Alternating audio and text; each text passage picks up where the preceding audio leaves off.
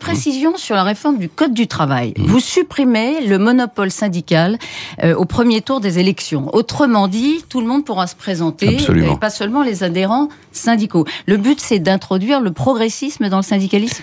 Oui, le but, c'est de déverrouiller un système qui est figé sur des bases qui sont des bases historiques et qui, compte tenu... et ça vaut d'ailleurs pas seulement pour les syndicats, je pense que ça vaut pour beaucoup de structures de la société française qui sont étriquées, enfermées sur elles-mêmes, qui ont besoin de s'ouvrir.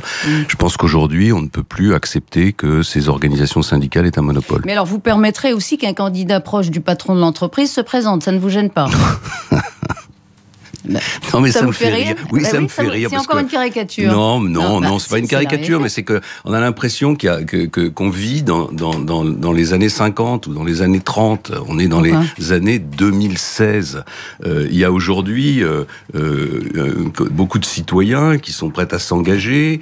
Il y a un dialogue social qui existe dans les entreprises, qui est beaucoup plus équilibré que ce qu'on raconte.